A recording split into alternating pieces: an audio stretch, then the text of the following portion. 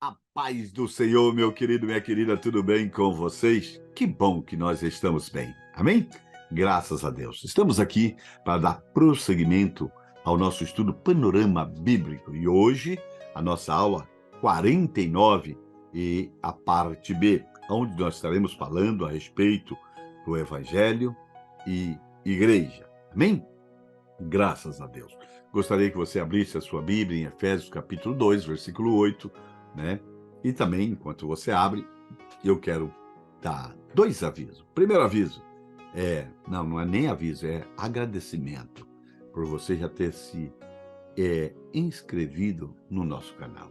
E o segundo é para você que ainda não se inscreveu, por favor, né? Se inscreva aí. Para quê? Para que esse conteúdo, esse material, ele possa alcançar mais vida aqui no YouTube, nas redes sociais. Entenda uma coisa, que junto nós estamos fazendo uma grande obra. Amém? Obrigado. Senhor, meu Deus e meu Pai, em nome de Jesus, eu quero te louvar, te adorar, ó Deus eterno, por essa oportunidade de aprender de Ti, que é manso e humilde de coração. Por isso eu invoco o Teu Espírito, Senhor, Pai, para que possa nos ajudar, Senhor, ó Deus, a colocar por prática, Senhor, ó Deus eterno, tudo aquilo que o Senhor tem gerado em nossos corações. Que o Teu Espírito possa nos convencer a guardar a Tua palavra e viver a Tua palavra. Por isso nós dizemos, nos ajuda, Espírito Santo, em nome de Jesus. Amém. Amém. Efésios 2:8 diz assim: porque pela graça sois salvos, por meio da fé.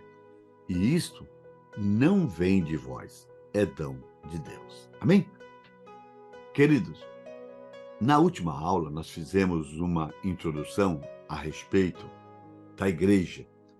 E nessa aula nós vamos iniciar, estudar sobre o período da igreja, ou seja, o período ou a dispensação da graça. Normalmente, quando nós falamos, a palavra igreja, vem na mente de uma grande maioria, de irmãos, uma denominação, uma tal igreja, um ministério. Mas essa forma de pensar, a respeito da igreja não é bíblica. Por quê? Porque Deus nunca projetou uma igreja com esse ou com aquele nome. Quando Jesus, falou a respeito da sua igreja, ele profetizou sobre ela, ele diz: eu edificarei a minha igreja. Ou seja, é a igreja de Jesus Cristo. É isso que está na mente do Eterno.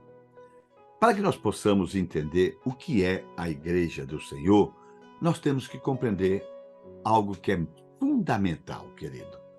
As duas bases que formam a igreja, E uma base é o Evangelho. A outra base é a própria igreja. Essas duas bases nós temos que conhecer para entender a dispensação da igreja ou a dispensação da graça, Quando nós compreendemos o que é o Evangelho, o que é a igreja, nós compreendemos em nosso espírito. Se nós tivermos essa compreensão, é porque nós compreendemos no nosso espírito. E não somente na nossa alma, não somente no nosso intelecto. E com certeza, a dispensação que se chama igreja, a dispensação que se chama graça, Entendeu? Vou ter uma compreensão e um entendimento, do que é ela. Amém? E assim sendo, querido, eu quero te convidar para que juntos nós podemos aprender essas duas bases, o Evangelho e a igreja, Bem, e nós vamos começar a falar sobre essa base chamada Evangelho, fazendo a seguinte pergunta: mas o que significa Evangelho?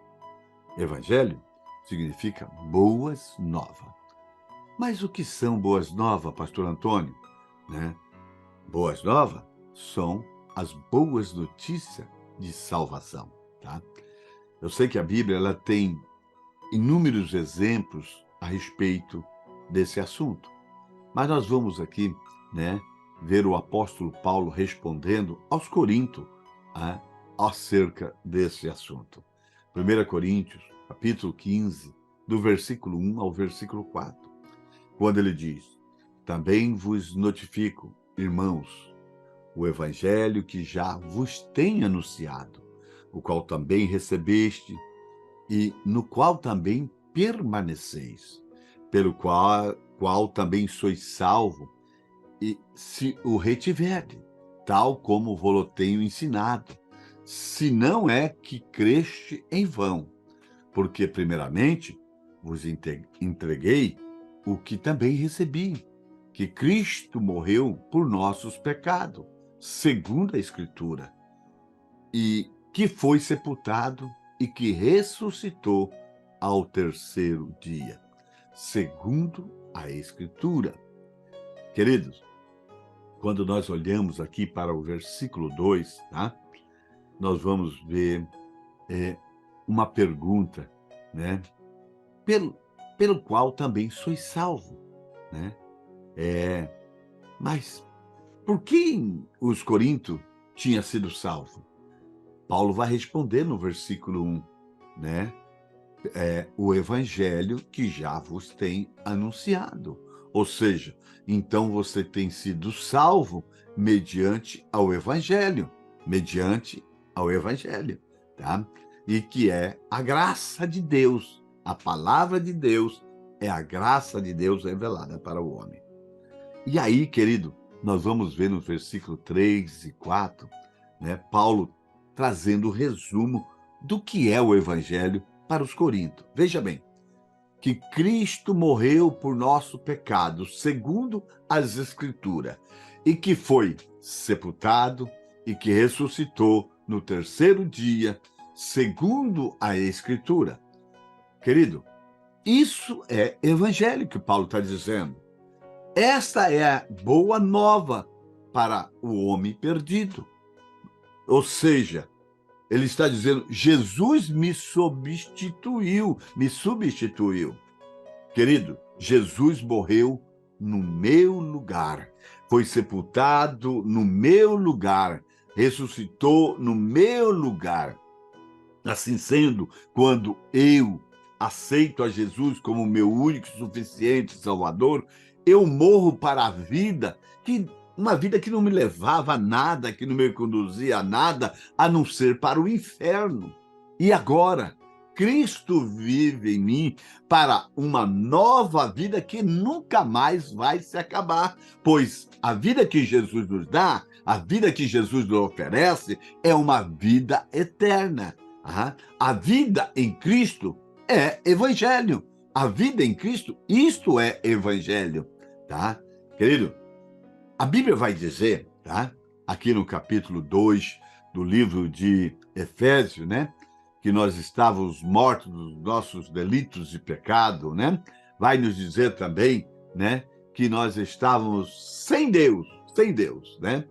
E uma verdade é que estar sem Deus é estar sem vida. E estar sem vida é estar morto.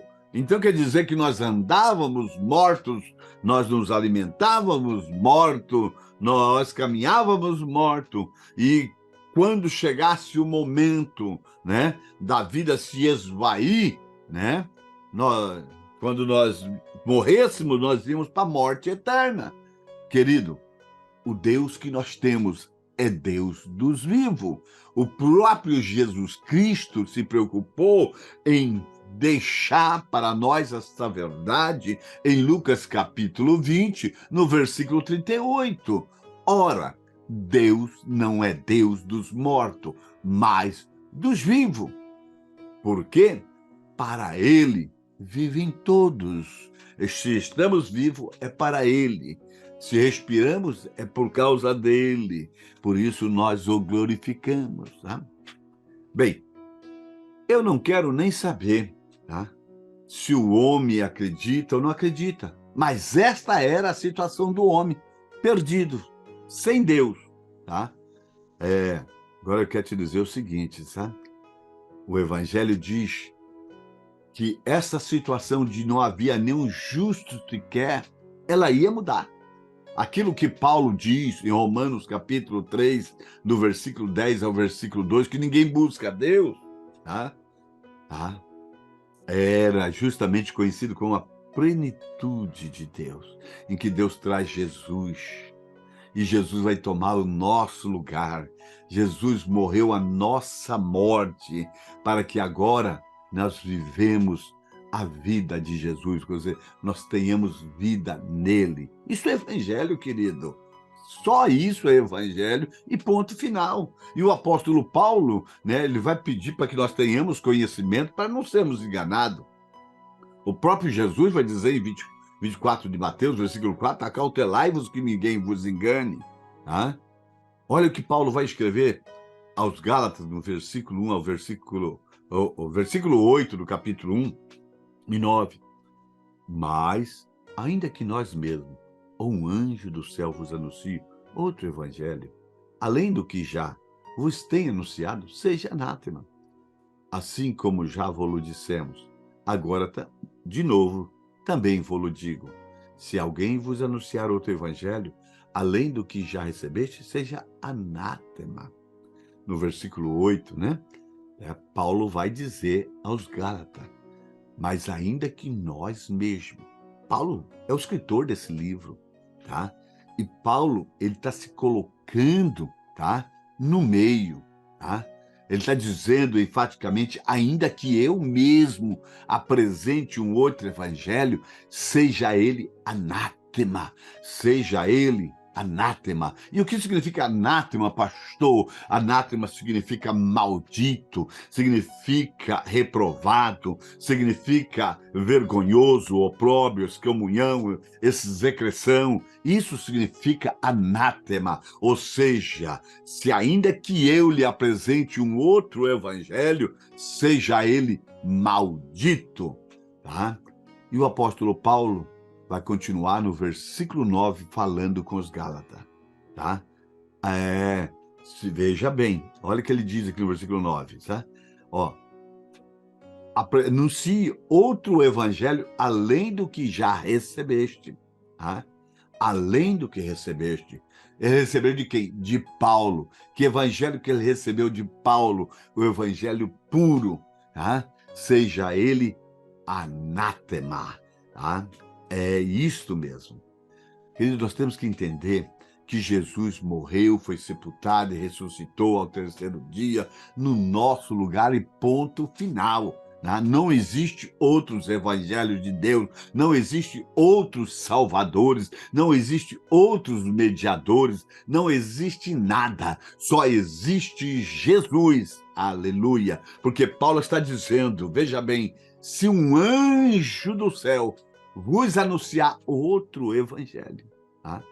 Quantas pessoas vivem enganadas pelas mentiras do diabo, mesmo que seja... porque ele faz sinais e prodígios também, faz sinais extraordinários e sobrenatural.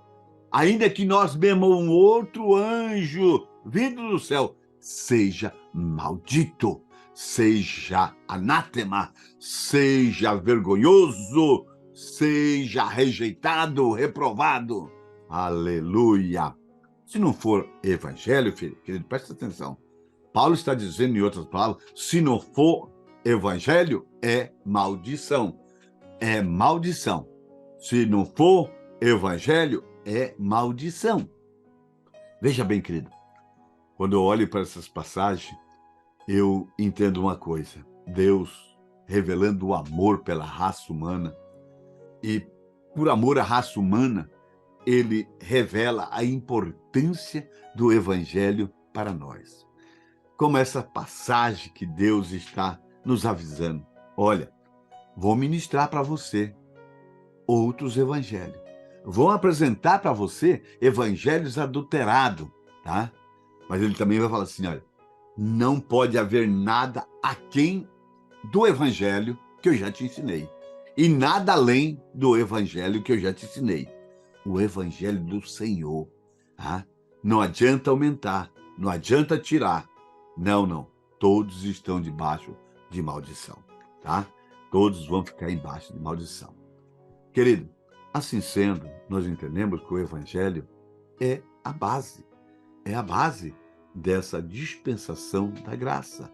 É uma das bases da dispensação da graça, né? Quando o evangelho, querido, é apresentado a uma pessoa, essa pessoa vai decidir acreditar ou não acreditar no evangelho, tá? Se essa pessoa, né, acreditou, ela tem que confessar, tá? Ela tem que confessar, não é verdade? Tá? A Bíblia diz em Romanos capítulo 10, versículo 8, né, ao versículo 10, da seguinte maneira: mas que diz, a palavra está junto a ti, na tua boca e no teu coração. Esta é a palavra da fé que pregamos. A saber, se com a tua boca confessares ao Senhor Jesus e em teu coração, né, creres que Deus ressuscitou dentre os mortos, serás salvo. Visto que com o coração se crê para a justiça e com a boca se faz confissão para a salvação.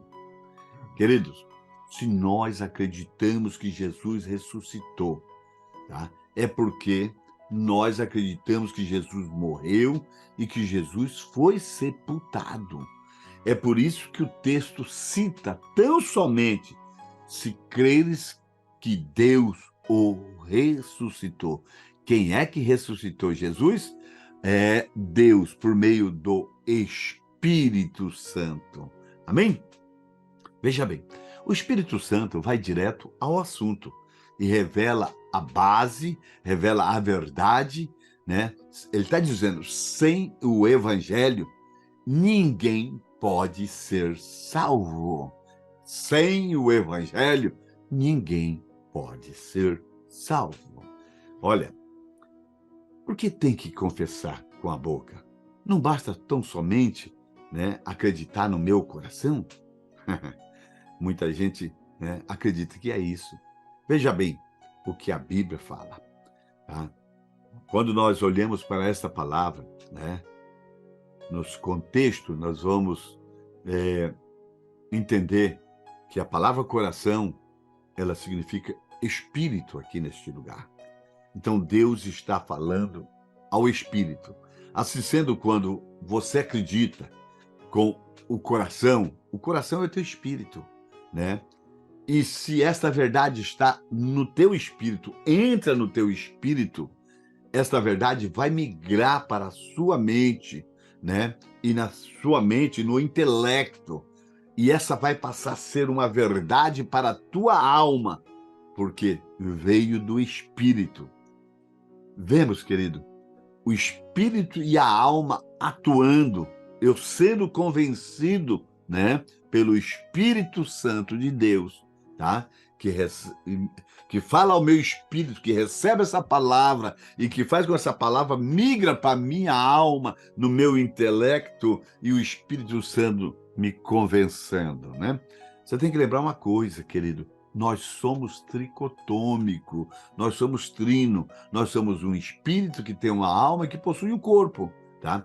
Quando a minha boca, né, os meus lábios, né, ele abre para falar, é o momento em que o meu corpo vai tomar posse desta bênção, tá?